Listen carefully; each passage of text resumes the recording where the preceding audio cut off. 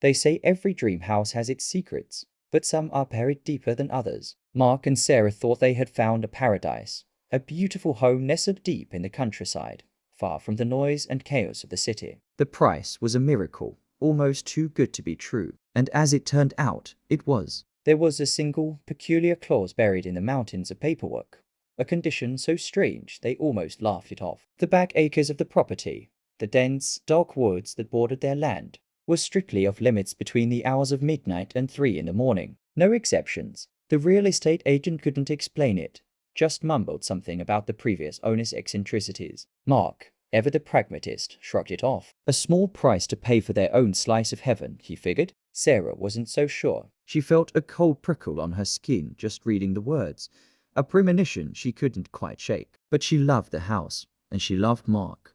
So she pushed the feeling down and signed on the dotted line. For the first few weeks, life was idyllic. They painted walls, unpacked boxes, and made the house their own. They took long walks during the day, exploring the sun-dappled edges of the forbidden woods, but always turned back as dusk began to fall. They obeyed the rule, but the night has a way of changing things. As the clock hands crept towards 12 each night, a strange phenomenon began. A sound, faint at first, would drift from the direction of the woods. It was music, a thin and reedy melody that sounded like a distant, distorted carnival tune. Mark would roll over in bed, dismissing it. "It's just the wind in the pines, honey," he'd murmur, already half asleep. "This old house makes all sorts of noises." But Sarah would lie awake, listening, her heart thumping against her ribs. It wasn't the wind. The wind doesn't play the same melancholic, out-of-key waltz every single night. The sound was unsettling, a cheerful tune twisted into something mournful and eerie.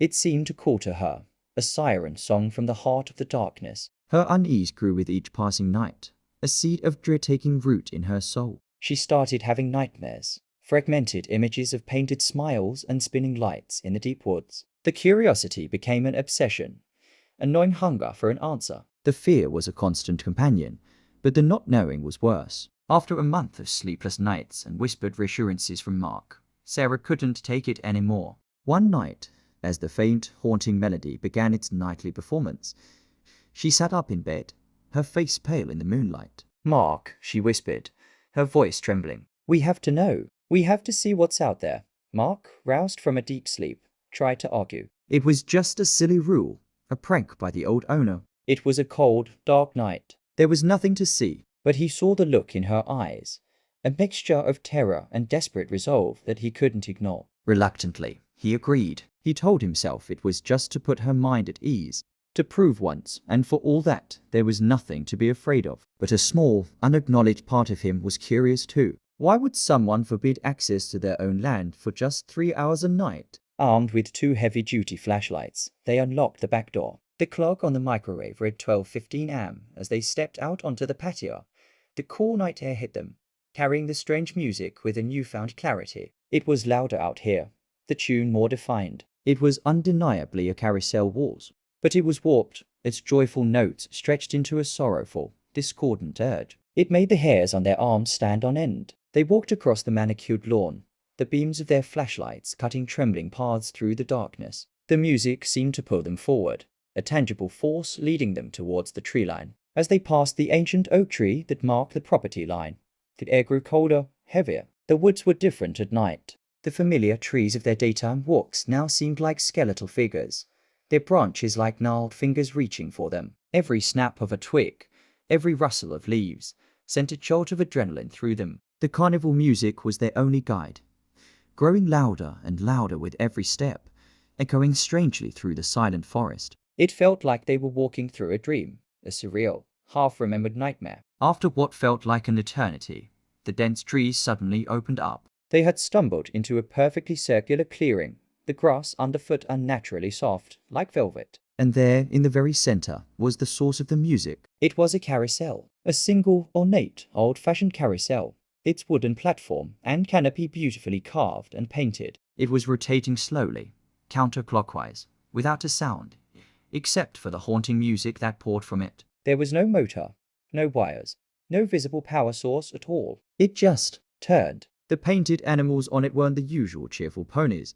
There were horses, yes, but also stags with thorny antlers, gaunt-looking wolves, and strange, winged creatures they couldn't name. Each was a masterpiece of craftsmanship, detailed and lifelike. Too lifelike. Mark and Sarah stood frozen at the edge of the clearing, their flashlights fixed on the impossible sight. The music washed over them, a hypnotic, overwhelming wave of sound. It was both beautiful and terrifying. The air was thick with the scent of ozone and something else. Something sweet and cloying, like spun sugar and decay. Sarah wanted to run, to scream, to turn and flee back to the safety of their home, but her feet felt rooted to the spot. Mark, however, took a hesitant step forward, his skepticism battling with the awe and dread that filled him. It's impossible, he breathed, his voice barely a whisper. He moved closer, drawn by a strange compulsion he didn't understand. The carousel was exquisite, a relic from another time. As it turned, the painted eyes of the wooden beast seemed to follow his approach.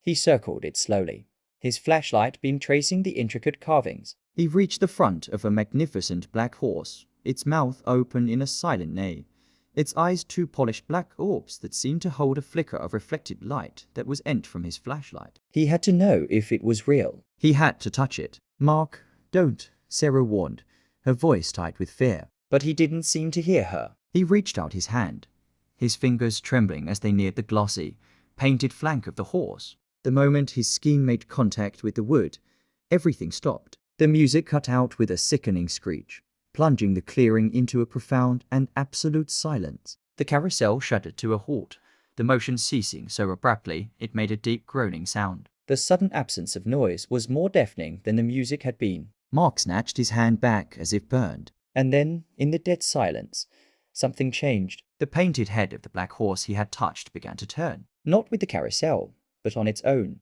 Its wooden neck creaked and groaned as its head swiveled until its polished black eyes were staring directly at Mark. Then the horse next to it did the same, and the one next to that. One by one, with the sound of cracking wood and grinding joints, every single head on the carousel turned. The painted smiles on the wolves twisted into snarls. The stags, the winged beasts, the horses, all of them, their dozens of glassy, lifeless eyes, fixed upon the two terrified figures at the edge of the clearing. They were no longer just painted wood. They were watching, and from the deep, impenetrable darkness of the woods that surrounded the clearing, a new sound emerged. It started as a low, guttural vibration, a growl that seemed to come from all directions at once. It was the sound of a large predator, hungry and close. They were not alone in the clearing. The carousel was not the only thing in these woods. Mark and Sarah stood paralyzed, their flashlights shaking violently, illuminating the host of malevolent painted eyes that held them captive. The growling grew louder, closer, punctuated by the snap of a heavy twig just beyond the ring of light. A terrifying, inhuman scream, filled with rage and hunger, tore through the night. The screen cuts to black. A terrifying, inhuman scream, filled with rage and hunger, tore through the night. The screen cuts to black.